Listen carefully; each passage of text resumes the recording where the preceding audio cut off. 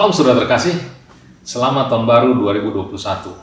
Kita sudah melewati tahun 2020 melalui banyak hal, telah terjadi banyak perubahan pada seluruh aspek kehidupan masyarakat dunia.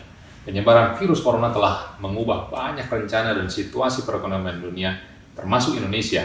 Pada tahun 2020 yang lalu, Indonesia resmi mengalami resesi karena dampak COVID-19.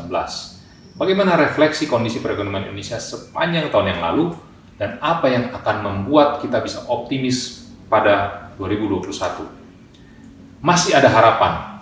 Di tahun 2021, dengan adanya titik terang pelaksanaan vaksinasi COVID-19, hal ini turut membawa harapan bahwa perekonomian pada 2021 akan lebih baik seiring terkendalinya penyebaran virus corona.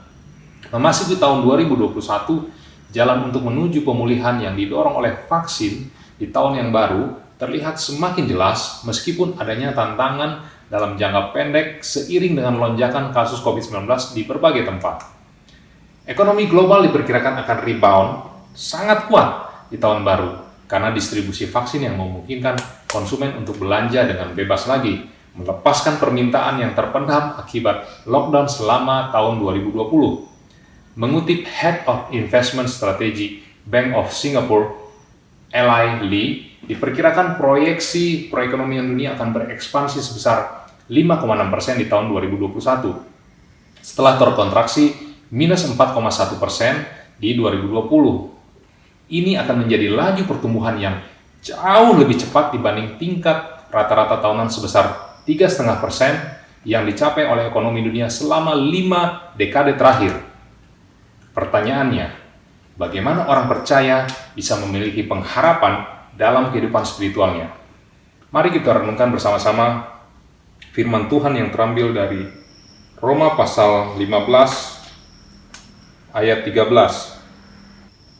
Semoga Allah, sumber pengharapan, memenuhi kamu dengan segala sukacita dan damai sejahtera dalam iman kamu, supaya oleh kekuatan Roh Kudus kamu berlimpah-limpah dalam pengharapan. Bagaimana orang percaya bisa memiliki pengharapan? Nats mengatakan dalam ayat 13b, memenuhi kamu dengan segala sukacita dan damai sejahtera dalam iman kamu. Jadi, dengan iman kita bisa memiliki pengharapan. Semua berkat lainnya hanya datang jika saudara percaya pada Allah. Pada awalnya Paulus menekankan peran kunci dari iman dalam menerima keselamatan. Yesus Kristus mati untuk dosa-dosa kita dan dibangkitkan untuk pembenaran kita. Tapi kita tidak dapat menerima pembenaran ini tanpa iman. Paulus berdoa agar kita sebagai orang percaya dipenuhi dengan sukacita, damai sejahtera, dan pengharapan, yang semuanya datang dari mengetahui bahwa kita dibenarkan oleh iman di dalam darah Kristus, seperti yang tertulis dalam Roma 5 ayat 1-2. Sebab itu, kita yang dibenarkan karena iman, kita hidup dalam damai sejahtera dengan Allah oleh karena Tuhan kita Yesus Kristus. Oleh Dia, kita juga beroleh jalan masuk oleh iman kepada kasih karunia ini. Di dalam kasih karunia ini, kita berdiri dan kita bermegah dalam pengharapan akan menerima kemuliaan Allah. Damai sejahtera pertama-tama adalah kondisi objektif berdamai dengan Tuhan. Ini juga merupakan sikap ketenangan batin dan kebebasan dari kekhawatiran tentang keselamatan. Sukacita adalah kegembiraan batin dan kegembiraan yang membuat kita bersemangat menjadi orang percaya, tentang berada di bawah darah Kristus, dan tentang menjalani hidup yang dikuduskan.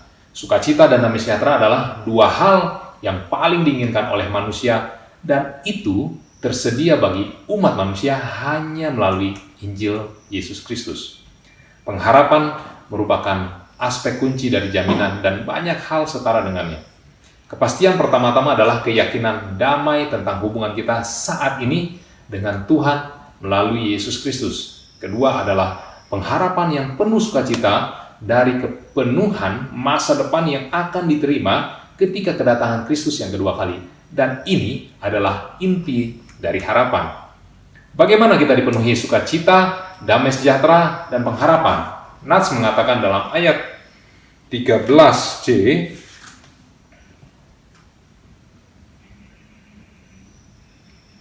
supaya oleh kekuatan Roh Kudus kamu berlimpah-limpah dalam pengharapan.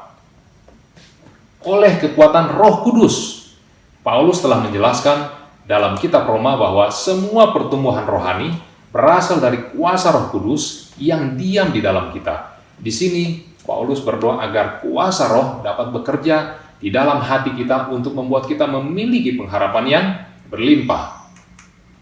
Jadi, jika Allah memenuhi, jika iman kita tetap berkembang, dan jika Roh Kudus memberi kekuatan, maka kita mempunyai segala sukacita, damai sejahtera, dan kita berlimpah-limpah dalam pengharapan masa depan yang akan diterima pada kedatangan Kristus kembali. Amin. Stay safe, stay strong. Tuhan memberkati kita semua.